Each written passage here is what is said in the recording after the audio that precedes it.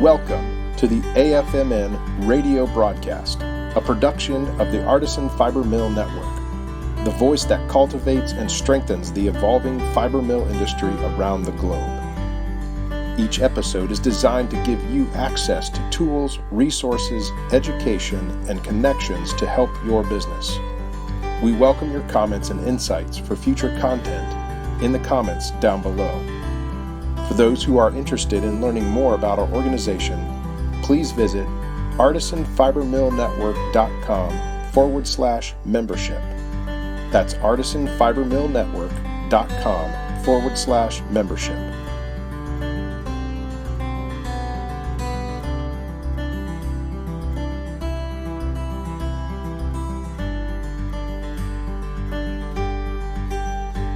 Now here's your host, Terry Strama.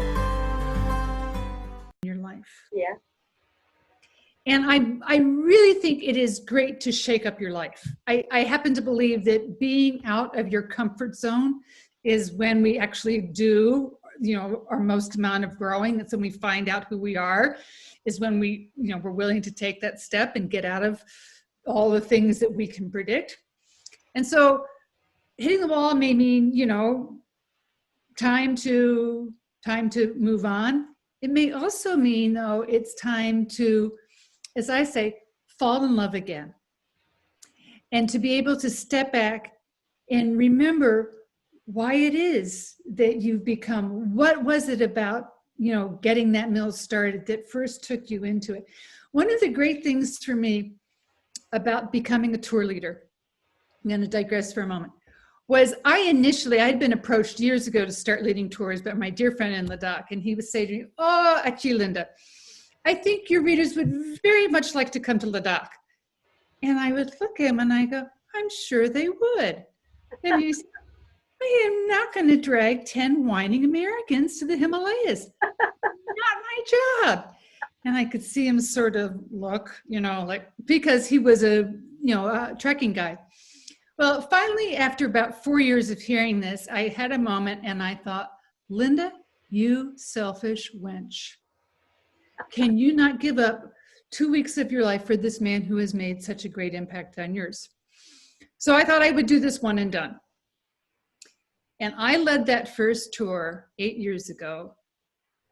And what I had not realized was that in seeing people fall in love with Ladakh for the very first time took me right back to when I first saw, my first herd of 6,000 Kashmir goats coming over the Himalayas at sunset.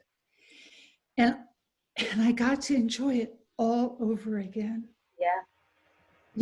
I had seen it so many times. I was,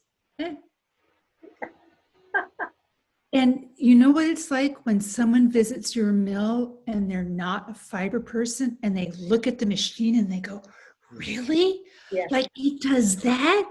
And you're like, "Yeah, and look over here and look over here."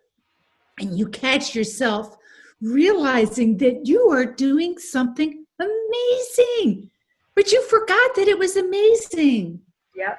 Sometimes you need that other person to help you fall in love again. Yeah. That's how I said about hitting the wall.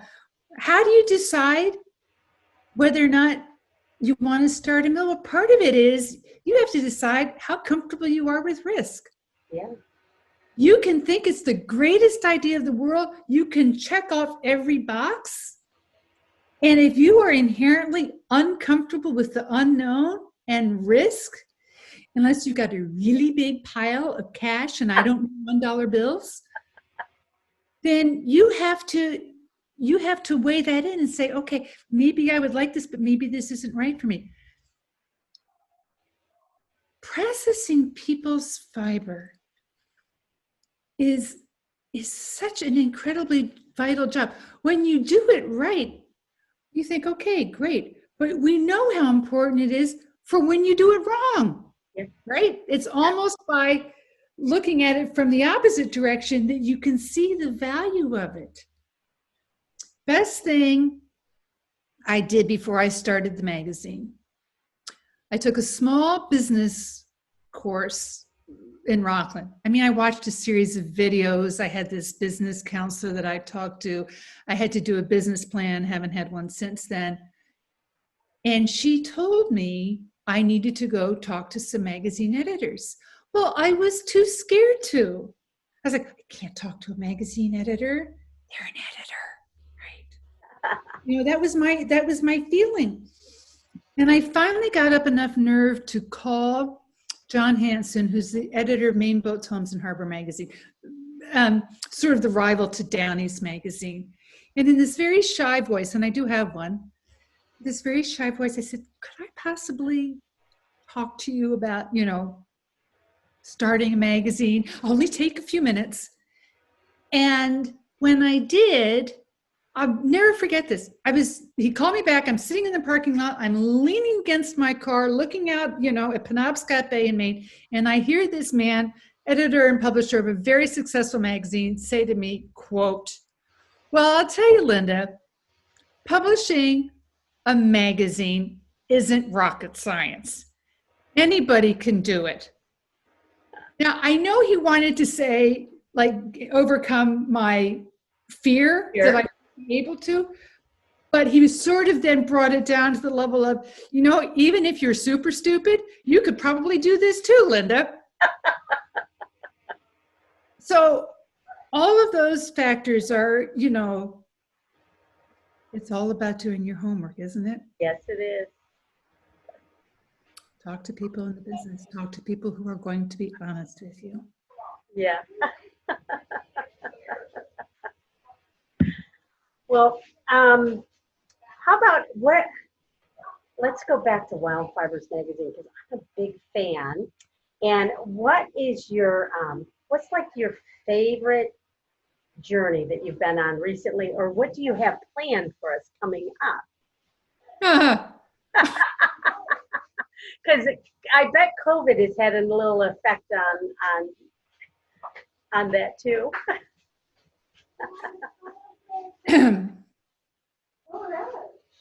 So I do get asked by a lot of people, where is your favorite place? Yeah. Now, I want to answer that by saying favorite is sometimes mistaken for easy. And very little of the travel that I do is easy. Yeah. Very little. If I was told I could only go back to one place again, I'll phrase it that way. You know, what is this one place in the world? Let's say in the era of COVID, I was allowed to have one plane ticket for any place on the planet. It would be Antarctica. Now, it is a fiber destination because the cover story of our 15th anniversary issue was this extraordinary story about seal wool. Absolutely stunning story of spinning the undercoat of the Antarctic fur seal. So although it did not start off to be a business trip to Antarctica, I was going there to celebrate my 60th birthday. Through an incredible series of coincidences, it turned into one of the wildest of wild fiber stories ever. So Antarctica is my number one destination. I lead tours there. I can't say enough about it. Number two is India. India has shaped me more than any teacher, any parent, any friend, movie, book, than anything. And I'm always discouraged when I hear people say, oh, I could never go to India. I couldn't take the poverty. I don't want the dirt. And I think you are seeing just this small snippet. And I'm not saying there isn't poverty. I'm not saying it's not dirty and a lot of other things. Yeah. But you have to understand where that information is coming from. And until you have,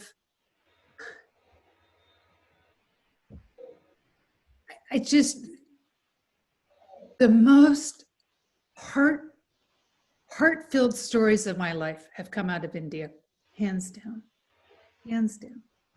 Interesting. And there's parts of the country, and we see it really now with the coverage of Corona and COVID, is the U.S. is only focused on the U.S. We're not seeing anything about the other countries, and that's almost like our news anymore.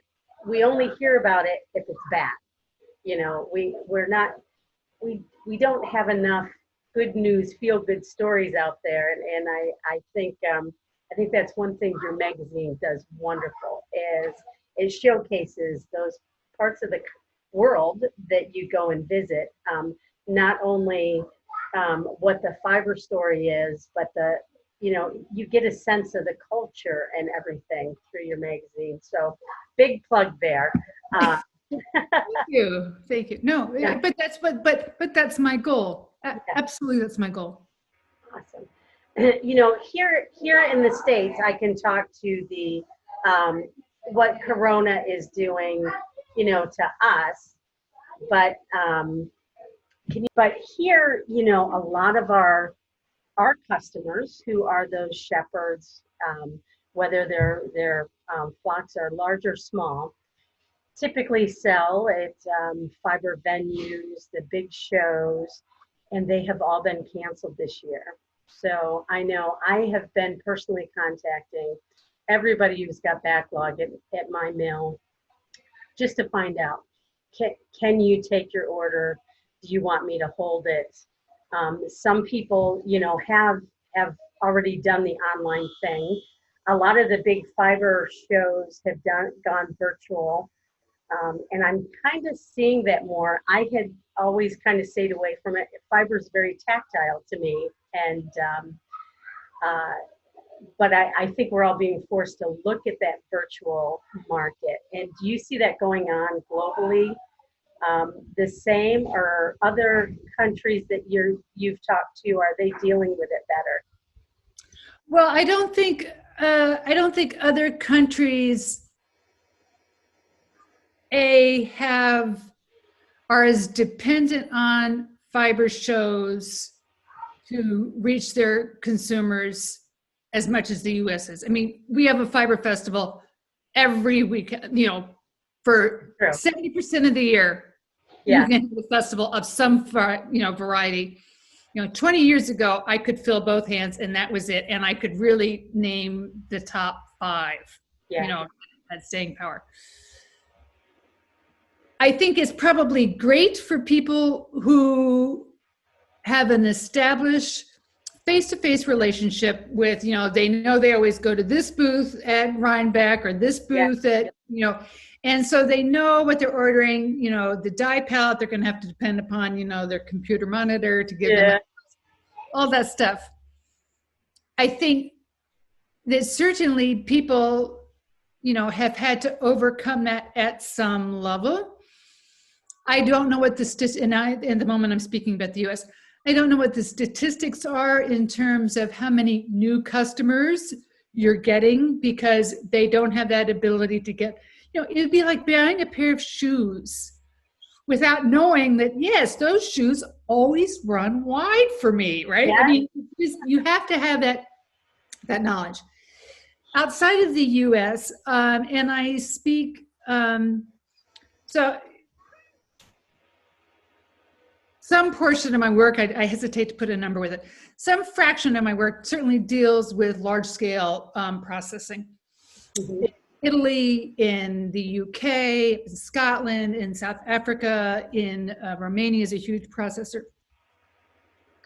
And so what you're seeing there is not the inaccessibility of festivals, because you don't have that big a festival base. You're seeing an overall decline in global demand just because of the drop in retail.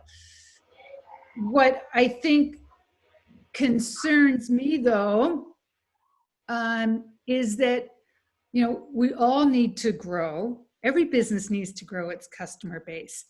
And if you're left to posting on Instagram, and I'm right there, you're gonna have to post on Instagram now as part of, move that up on your marketing schedule to the #1 spot potentially as your way of getting new customers. That's a different way of doing business. Yeah. Than those of us who are used to packing up the car and heading off for 4 days. Yeah. Right. And eating blooming onions and a few of those other things that go along. So good thing that we don't add those onto COVID. Yes. So I understand that although a lot of people are, doing fiber arts voraciously, for some, this is, obviously the decline of festivals is huge. Yeah. Yeah. I personally only participate in a couple, Rhinebeck being one of them. I go there on behalf of Feltloom, and there's more than just the tactile touch of the fibers. It's seeing all. It's networking. It's meeting new people. It's seeing the new colors of the season and eating all the good food too. But, I certainly miss that from a social aspect. And I think, a lot of us that do those are doing that. My main customer base, or that of all of the mills, is still there. They've got fiber. Some are going to get it processed. Some are going to call and say, hey, I've got to make a decision between my yarn or my hay bill. And, I just had one of those this morning, and, that's okay. We'll set it back and move on to the next one. Then you have a customer who's found a new niche for themselves, and they're out of yarn. So there's a lot of juggling like that going on, and I think there's that unknown of how long does this go on. And I really hate the term new normal, but I think it's that time to relook at how you do things and evolve with the times. We ourselves are starting to play with other fibers, getting customers who are willing to give us a chance to dabble in another fiber that maybe was not our expertise, and go to the people who know to teach us and be willing to pay for that as well, so that we can learn and grow our breadth of offerings that we do. Any other good input? I really appreciate all the time you've given us, and I hate to hold you too long. I think we've covered most of our points and the questions, and we always get questions after the chat. And this is more of a teaser, but if we wanted to subscribe to Wild Fibers, and we didn't currently, you want to tell us how we go about subscribing? I think you have an online process, don't you? I do. So I need to perhaps, and I appreciate you asking that question. Yeah. I need to perhaps update people on the fact. So Wild Fibers for years was a quarterly publication, and several years ago I transitioned to an annual publication. Right. And as part of that transition, it did not make sense to have a subscription for one magazine to say, and it's time to renew. Actually, no, it's time to buy it. Yeah. People always are saying, they want to renew. And I'm like, well, good, just buy it and we're fine. Right. So you can buy the magazine, on the website, wildfibersmagazine.com. And, we still have back issues available, but I will tell you, we don't have a number of back issues available like we used to, which is a good thing. And slowly those back issues that are now out of print are ones that are becoming digitized. Something that I have kind of been pretty staunch about not doing, but I understand that it does serve a purpose, especially for issues that are out of print. Yeah. I think that part of what is really important to understand about the situation we're in right now, and I think normal's a dangerous word under any condition. Yes. Is that it really gives us a chance to look at what role do those festivals play in our lives? Yeah. It's different. It's different for the customer than it is for those of us who, stand behind the booth and at Rhinebeck. Yeah. And at the end of it say, oh my gosh, I can't believe, it's a pretty horrendous experience. But I think it's so, again, my whole view about being, out of one's comfort. It's really important to look at what part of me those festivals speak, besides, my wallet. My work does not involve typically engaging with my readers, right? My readers can email me and I give lectures and that's fine. But typically I don't have a direct engagement with them unless I'm at a festival. And it's when I'm at a festival that I really fall in love with wild fibers all over again. Because that's when someone will stop by my booth and tell me a story. And I will have had no idea what's going on. And I'll share this, even though this is not, doesn't illustrate the festival story. I got an email a couple months ago from this woman who was asking me about her subscription, and I, we got that squared away. And she said at the bottom, gosh, I would love to go on one of your tours, but I'm celebrating my 100th birthday this year. And so I have to travel with you. She says, your magazine is the only travel I can do. And I think there's someone 100 years old reading my magazine, and I'm serving a role in her life, right? How precious is that? So of course I wrote her back, and I was like, I didn't want to use the word lifetime subscription because I thought that would sound just maybe crass. Yeah. I was like, please let me give you as a birthday present this next issue. Darned if I didn't get a card from her last week. She wanted to buy a gift for a magazine for a brand new weaver in Massachusetts. And she said, she can't be a weaver and not read wild fibers. And it's in her handwriting. And I'm thinking, she's 100 years old. Yeah. And so typically though, when I'm at a festival, and I'm not certainly the only one, this is when those things that really fill our heart, that's to me, that's what I'm missing. Yeah. By not being at the festival, for sure. That is true. And all the Zoom calls in the world aren't the same. Just aren't the same. Right. Death by Zoom. Yeah. Well, other than that, so we're going to just tell them, you don't subscribe, you just buy the magazine. Buy it. Go to the website and just buy it. That's awesome. And I know I'm on an email list, so I get updates really regular. I just read about your monsoon thing. Taylor and the monsoon. Yes. True story. Completely true story. I could so relate to, but fun. So I highly recommend that for you folks that, if you've never read an issue, go to the website, check it out, and buy the magazine. So let's do this. Let's create a discount coupon. All right.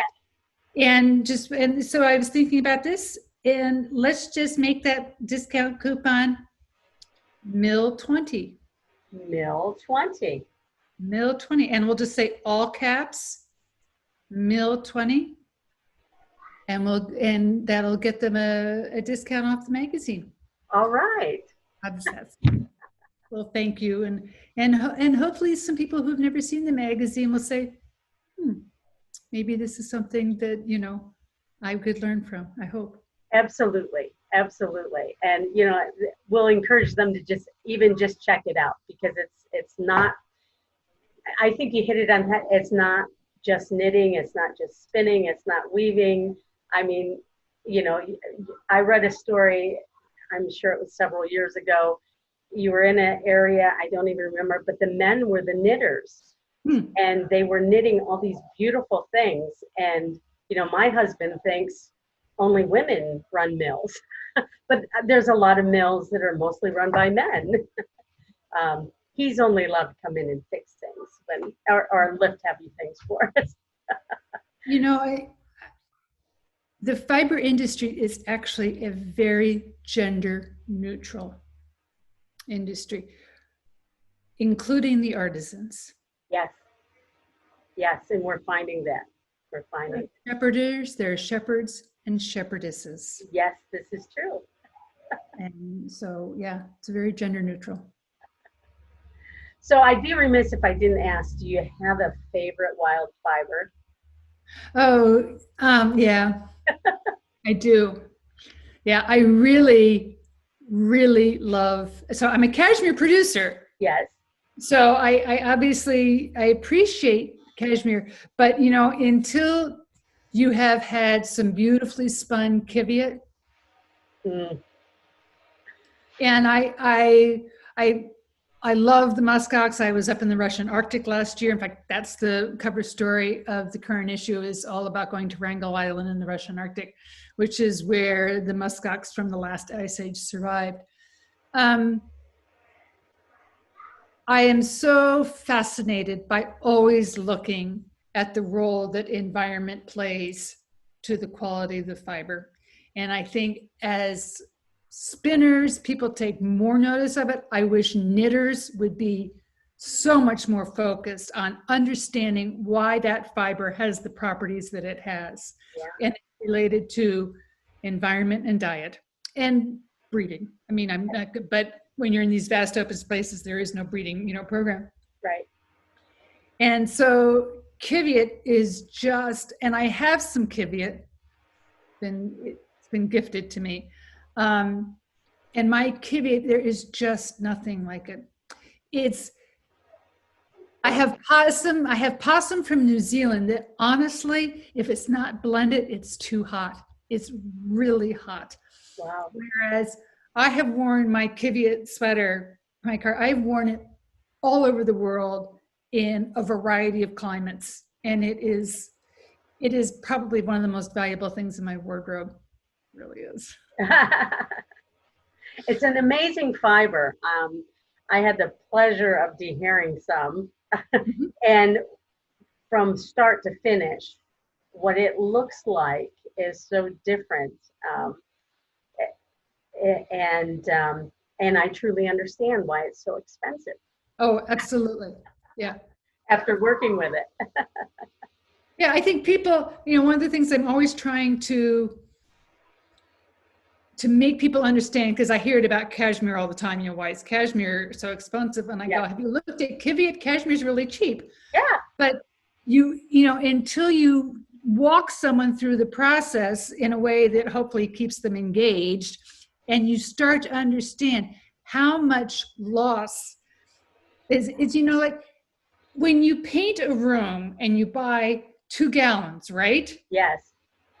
How much paint do you have left over on average, right? Yeah. Like maybe I should be painting another room. Yeah. Right? Well, because there's always waste, always waste. Well, just so happens fibers are no different. There's always waste. Yes, and I think that's a challenge. Some of us try to find a use for that waste, you know, to make it a multi-product. But that cream, the top, you know, the downy coats, those are just, they're worth mining for. And then the people who do make and wear them, they know why and why it's worth it, because it lasts. Absolutely. Yeah. Well, good. I want to say thank you again. This was a true pleasure, and I can't thank you enough for taking time out of your day to sit down with us and give us some pearls of wisdom, you know, from around the globe. And so with that, I will let you go, unless you have any parting words for us. No, thank you. I am so sorry I just couldn't be in person. It was Well, my exactly. great hope.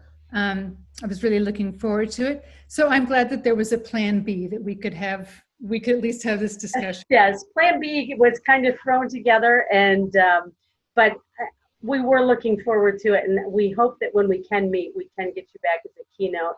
I had the pleasure of seeing you present at Packet of Product in Worcester, Ohio.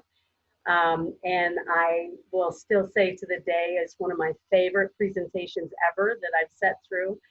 The pictures, that's when I truly realized how small a muskox was. Your pictures and your story. I thought they were a woolly mammoth and that they were huge. You always Really see them disappointing. in a It's kind picture. of dramatic, right? I know. The picture on the cover of the magazine, it's like, I hope he kind of looks pretty big because Yeah. he's big. Such a disappointment. It's like a hairy cow. Yes. Yeah. Well, I remember meeting you then, and that was quite a few years ago. Quite a few We'll years just leave ago. it at quite a few. Yeah. And you know what?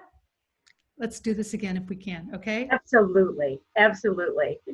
Well, thank you, Linda. Thank you. And again, everybody, this is Terry Stramba and Linda Cortright of Wild Fibers Magazine signing off for the Artisan Fiber Mill Network. Perfect. We welcome your comments and insights for future content in the comments down below. For those who are interested in learning more about our organization, please visit artisanfibermillnetwork.com/membership. That's artisanfibermillnetwork.com/membership.